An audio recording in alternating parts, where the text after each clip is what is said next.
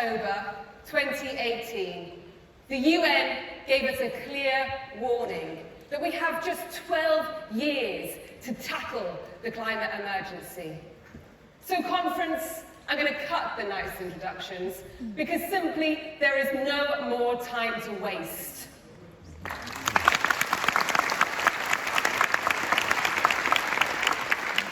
We do not have time for a joke Prime Minister who uses his conference speech to talk about Jason Donovan CDs. We don't have time for Jacob Rees-Mogg to be lying down on the job when the future of this country is at stake.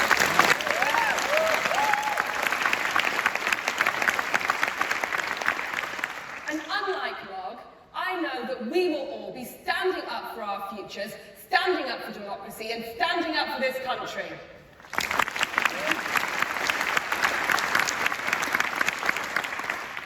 Because like me, I know that you feel the same urgency that I do.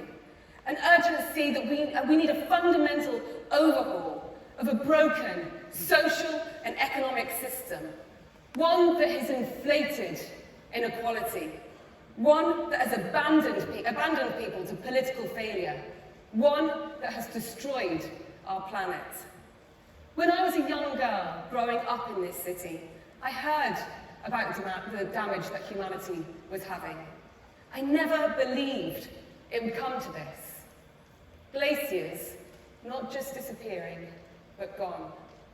The Great Barrier Reef, not just bleaching, 50% dead. The Amazon that I so often thought about in wonder, now burnt for agriculture and meat. So, although through the eyes of a child, it was plain to see the urgent need to end this destruction, successive governments have either failed to meet that demand, or they simply didn't care. We can't keep allowing successive governments to fail us and fail our futures. Now is a time for vision and ambition. We have come so far the last few years, and we need to be serious about the ambitions that we have to deliver action both locally and nationally. It's time for us to build for a green government.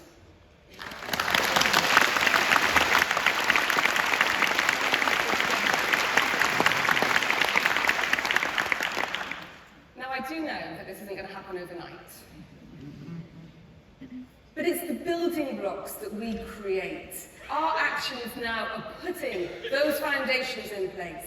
And we will build a green government on those foundations because our country and our planet demands nothing less right now. A green government that would have science and evidence at the heart of its decision-making, not money. Using internationally tested policies like the Housing First policy to reduce homelessness, along with introducing rent caps and longer tenancies.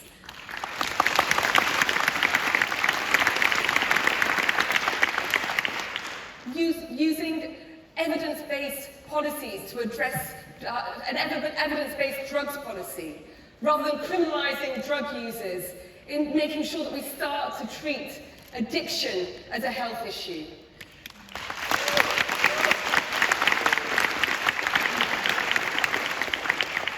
And of course, using science to make sure that we tackle the climate emergency. Because, as Greens, we know that we've got the best policies. For the last 35 years, Greens have been leading on that vision for a system that meets the demands of the 21st century.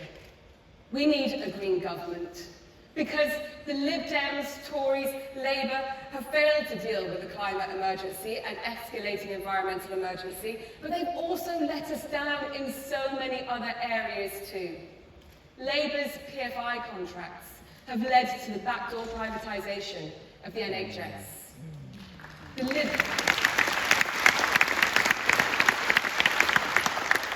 Lib Dems stood on a promise not to increase tuition and then introduce sky-high fees for the next generation.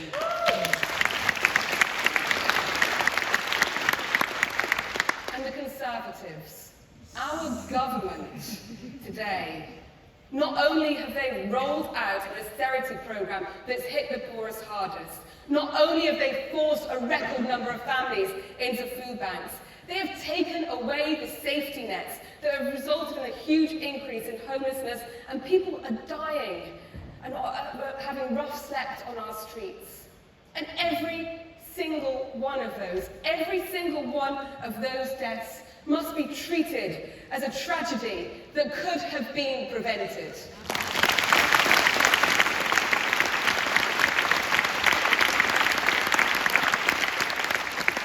And of course, on top of that, they're planning tax cuts for the rich and big companies. The party of government right now isn't just a Rees-Mogg and Johnson joke. They are the cruelest, most vindictive ministers to have sat round that cabinet table in modern British history.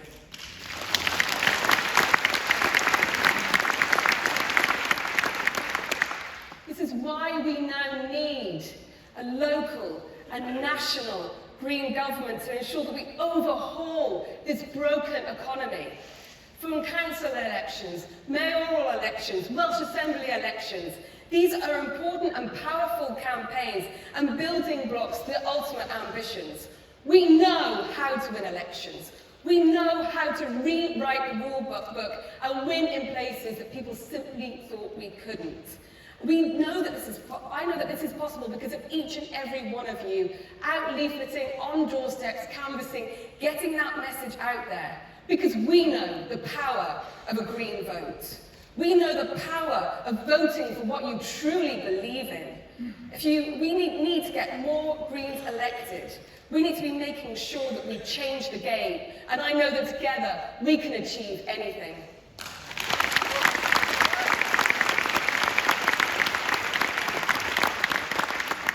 And if you haven't already, we need to be selecting the best group of candidates that we have ever had.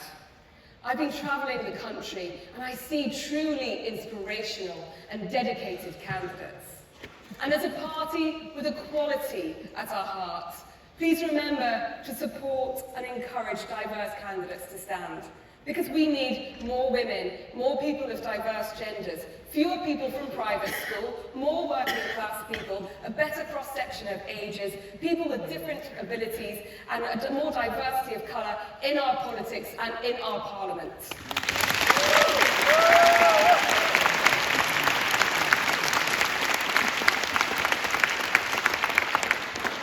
And while you're preparing for a general election, which feels like we've been doing for a very long time now, please don't forget to prepare for a people's vote. It is vital that we continue to demand that final say on Brexit. I know that as we speak, dedicated people are using every power that we have as a democracy to protect us from a potential damaging Brexit. But also, as we speak, we have a Prime Minister who is using every power he has to subvert our democracy. So let's be real for a moment. The next few weeks and months will be an almighty struggle. Staying in the EU is not guaranteed, and crashing out is a real possibility. But we will fight. We will be united, and we will not be silent until we have a final say.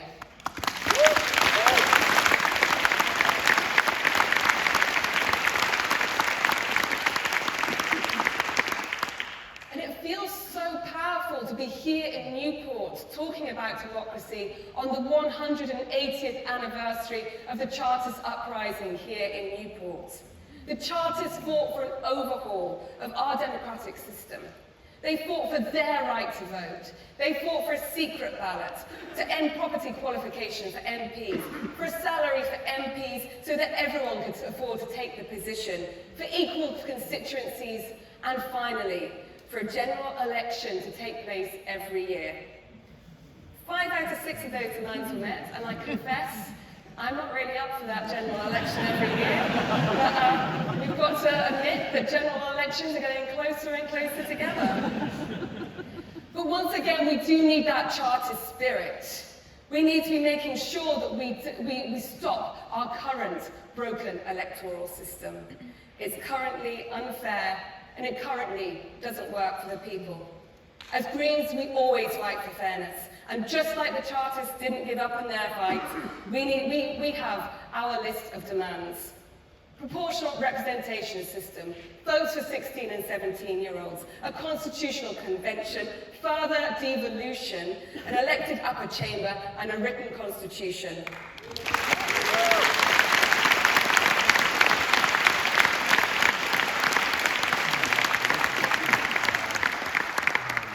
And when I think of the Chartists, it makes me wonder how history will remember us. As the decade comes to a close, in just a few months, I was worried that we would be the generation, the decade, that ignored the 12-year warning from the UN. Another decade where we failed ecology, failed communities, and failed the climate. But maybe this is premature. Because just at the end of this last decade, we've seen something happening that none of us dared to dream of. School strikers have energized a truly youth and international movement. Extinction Rebellion's non-violent direct action has ensured that a climate emergency is being talked about in the media, and hundreds of Greens elected are leading a vision in councils across the government about what a green future looks like. As we step forward into the next decade, I'd like to call it the Roaring Twenties. Not like the 1920s of decadence and glitz, but the 2020s where people refuse to remain silent while the establishment fails to fix social and environmental inequalities on this planet.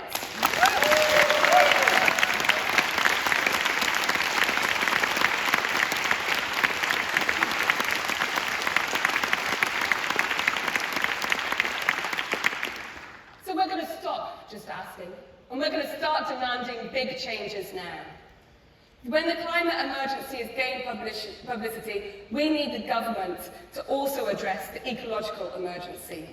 We need to protect habitats, rewild our countryside, and reintroduce species which have been driven away through habitat loss and hunting.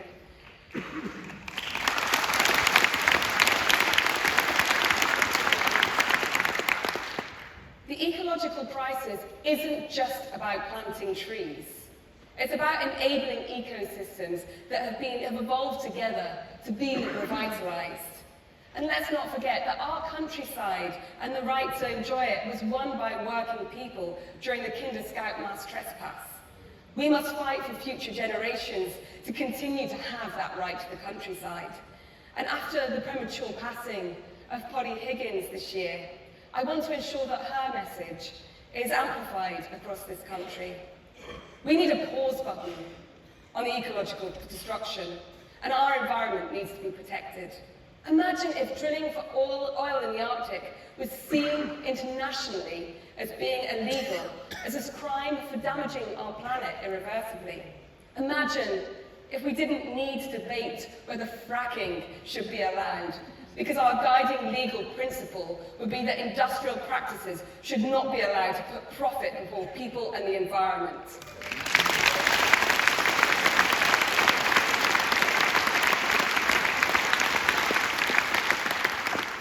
In memory of Polly and other Earth protectors, I want to reaffirm our commitment to introducing a law of ecocide.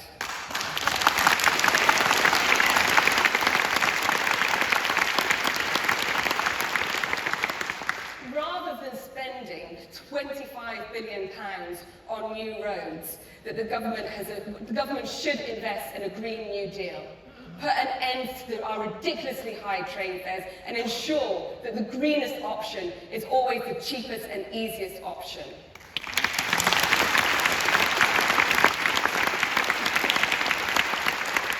We must bring an end to the relentless growth of flights.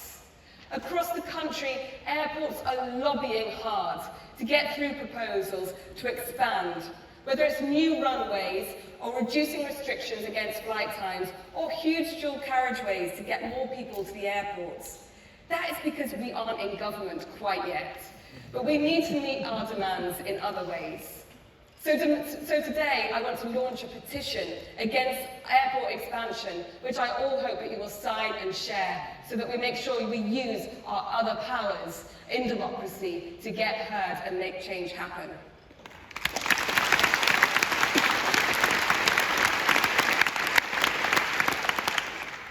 So, as you know, conference, where Greens lead, others follow. We're always on the right side of science. We're always on the right side of history. Your presence here today shows your commitment to building a better future, a greener future, a future that we can be proud of. And as Greens, we say it's time to say yes to Europe, no to climate chaos, and start building for that better future today.